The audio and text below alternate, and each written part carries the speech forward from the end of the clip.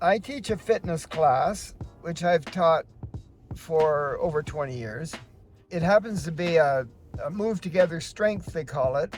So it's a lightweight class, working all the muscle groups. And most of the people are either beginners or seniors. Most of them are seniors like I am. We have a good time.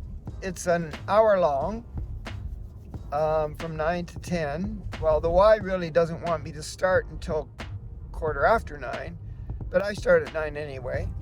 Susan back there in the back seat, my wife, she comes too and volunteers. She's volunteered there for over 40 years. Her job at this particular time is to clean windows. So she likes to put her headphones on there, and she goes up into the racquetball courts that have a lot of glass and scuff marks, and she spends her time cleaning the racquetball courts, which you will see. But we do this every Friday, and we're missing one person. There's a lady who lives in our town, and she's 88 years old, and she's been going to the Y forever too. We usually pick her up at her house, and she comes along, and she comes to the class that I'm going to teach, and she helps me set things up with chairs and equipment at the beginning, and then she participates in the class.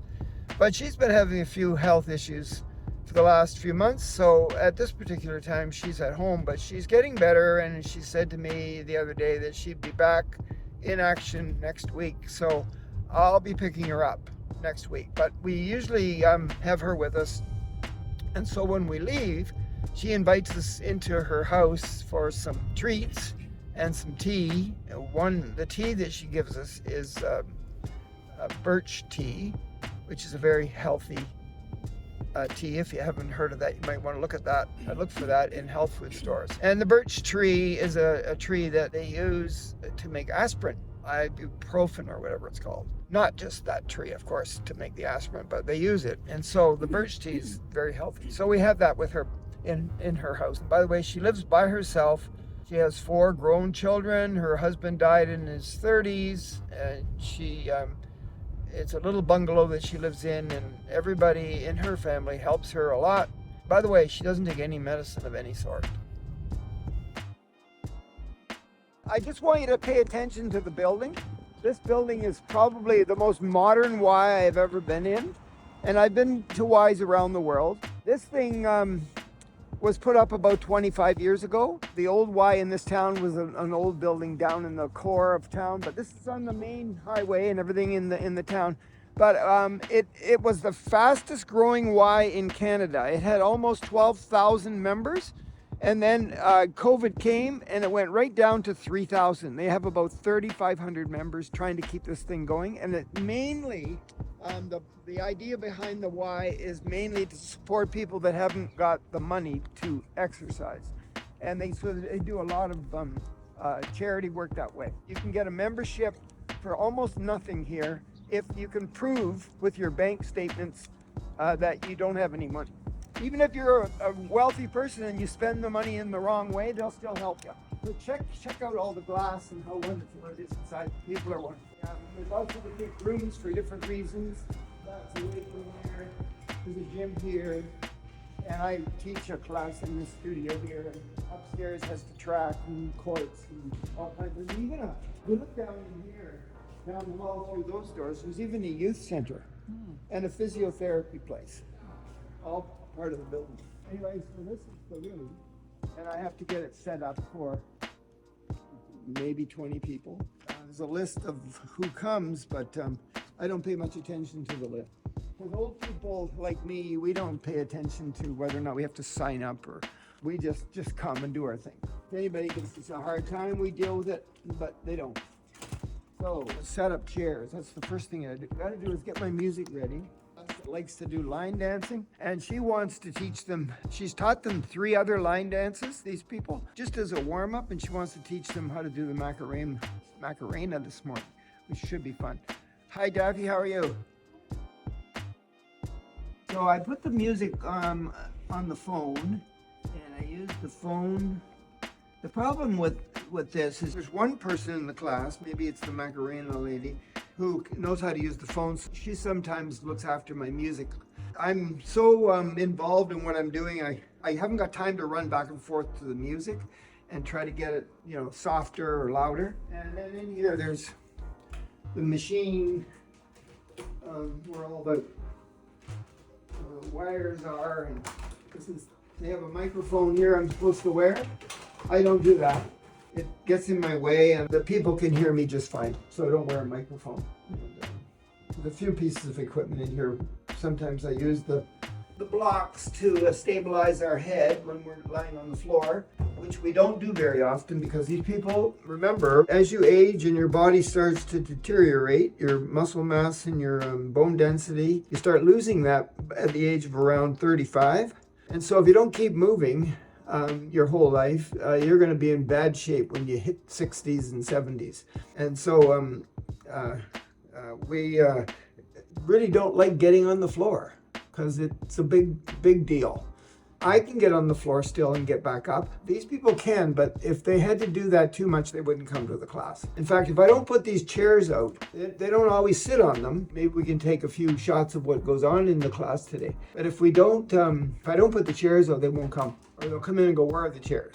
They don't really behave that way in other people's classes. I teach a little bit differently than most people. Most people here at the Y who are instructors, they have a certain criteria to follow and a certain format. And they teach that way, and then the people that run the show like it. And I have to shut that off because sometimes my sister calls in the middle of the class, and I don't talk to her. Woo! Holy cats. Here, let's turn on some music. Wow. They like the music I play too. There's a lot of 50s, 60s, and 70s songs, but they like this stuff. So anyway, I don't have to put the chairs out. They can come and get their own chairs and put them out. But I like to be prepared. I like to be able to start right at 9 o'clock, and here's the equipment.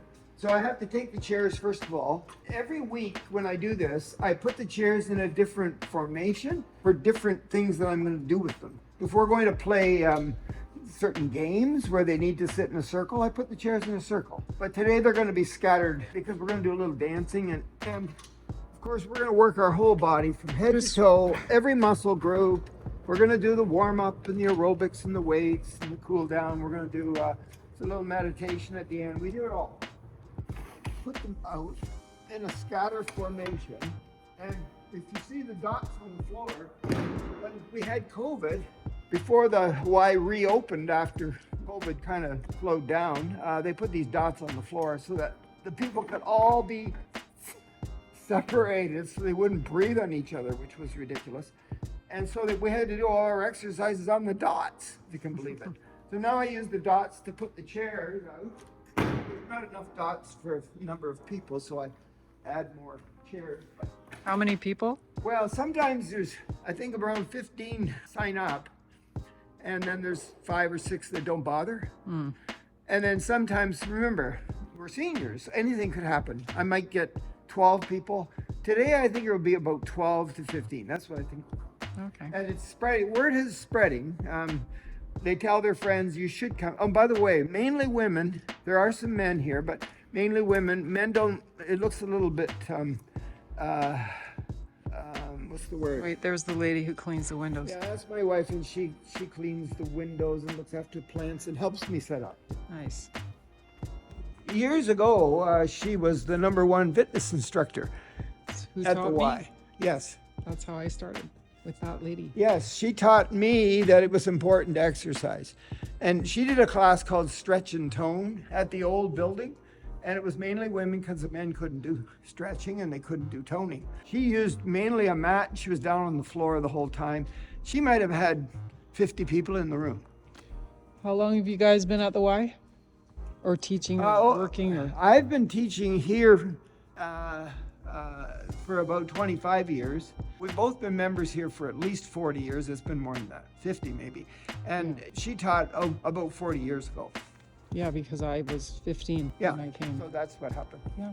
And so she's had various jobs here. She used to volunteer at the front desk, just greeting people, because she knows everybody in town, and she's very friendly, and she's sensitive, and she pays attention to what people's needs are, where a lot of people don't do that. They just don't, for some reason. Their personality isn't like that. So, oh, and by the way, you'll notice this room has a pillar in the middle of it.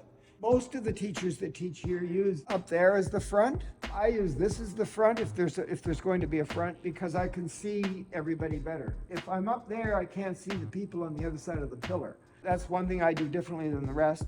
You'll notice there's not many signs in the room either. There needs to be some posters up. Lots of people are visual learners. This back wall here used to be all mirrors. The front wall was all mirrors. They took them down because the administrators thought that would intimidate the exerciser. They wouldn't want to see themselves. And I thought, that doesn't make any sense at all. The mirrors should be there because you can see what you look like when you're exercising, and your form and your posture is number one. If you don't exercise with the proper form/posture, then the benefits from what you're doing aren't going to be very good. So yeah, community is one of the things that will keep you alive longer. So as you age, people start to not pay attention to you too much. They know you're on your way out, so they think, oh, well, whatever. They're old and, they're not very exciting, so just ignore those people. Eventually, they'll be gone, big deal. We'll think about them a little bit. Then when they're dead, nobody thinks about you anymore for very long. That's going to happen to all of us, unless you're super famous, which most of us aren't. But anyway, so these people come here because they like the feeling of belonging. They get to leave their house. They go to a place that's nice. There's people around, all kinds of people who are friendly.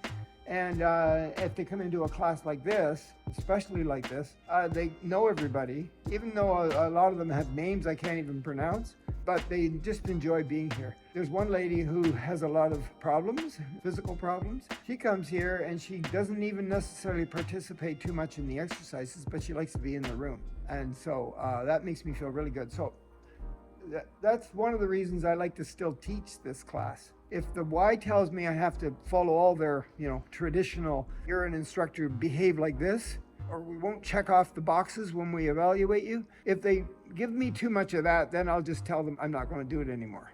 When COVID was on, and they closed the Y down for a while, I just said to the people that I know here, if you want, we'll meet at the park. And we'll meet, every Wednesday from 9 to 10 at the park. And they thought, great idea. So we did. So all the way through COVID, and some of them never even came back to the Y. So from May till October, every Wednesday from 9 to 10, I go to the park and meet these people. And we exercise on the ball diamond. Still now? And we still did it. Like past COVID? Yes, past COVID. We started as soon as COVID was over. And during some of COVID, we did it. And as soon as COVID was over, we kept doing it. Some of those people didn't even bother rejoining the Y because they thought, why do I need to go to the Y? I get to go to Robert's class in the park instead of coming to the Y once a week. Some of them did rejoin. Some of them come more than once a week. Like we come 4 or 5 times a week here to do all kinds of things. Yesterday we were swimming. I was talking to the one man who volunteers teaching people how to exercise in the water. And I'm going to get that lady who's 88, who's been having a few problems lately. I'm going to get her with him, and she's going to start to learn how to exercise in the water. Even though she doesn't swim, and she never has, and she's terrified of water. He said, I can help her. I'll keep her in the shallow end. I'll teach her how to exercise. The water will support her. She'll be moving. It'll be good for her.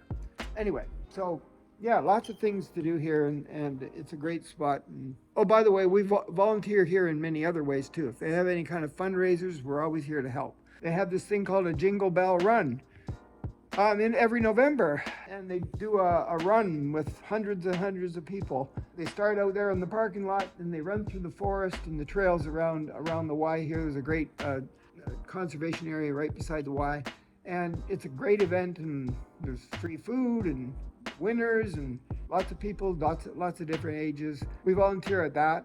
They have other things too. They have an environmental day at Earth Week time, April? And my wife and I organized that. So they have people come here on a Saturday from about 8 in the morning till 1 in the afternoon. They get a barbecue at the end to celebrate that they picked up garbage around the property here. And then it evolved into not only cleaning up the property, but cleaning up the forest right beside the property. And there's a highway out in front of this building, and people throw things out the window, garbage out the window, paper cups and stuff. So we pick up that too. So that's something that happens in April. And it goes on and on and on like that. This is part of our life, and we like coming here, and we're going to come here until we're dead. Nice. Yeah, so it's 5:45, according to the clock. What time is it? Anybody know? It is 9 o'clock. It isn't 9 o'clock, is it? To 9. It's 4 minutes to 9. That means we're going to start in 4 minutes. Okay. The people are arriving, and we can't film those people because I haven't prepared to get permission from them. They need some kind of written statement that they're okay with being in a film, but we haven't done that yet, so we're not organized that way. So we'll catch you after. Okay, later.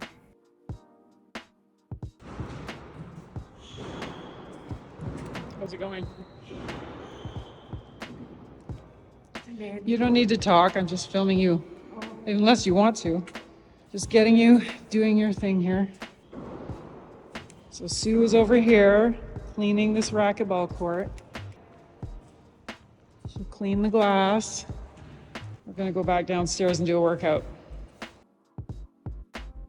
So you're finished. Finished. How'd it go?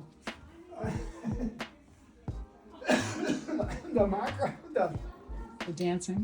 Dancing only happens once in a while because this one lady likes to dance and she likes to show people that she knows different line dances. So it only happens once in a while. That kind of threw me off a little bit. A lot of these people don't like that, but they do it. And then the clock was broken. So somebody was playing around with the clock to fix that. And so I did do a warm-up. Maybe the dance we could call a warm-up. And then I wanted to do some posture stuff, and I know exactly the little routines I like to do. Like I have a standing routine near the wall. I have a chair routine. I have a balance routine. I have a weight routine. I have an aerobic routine. I have a cool down routine, and I have a meditation routine. And so I wanted to do those, and it just fell apart today. Oh, wow. But that was okay. Some days. Okay, now that young lady. It's time to go. The class is over.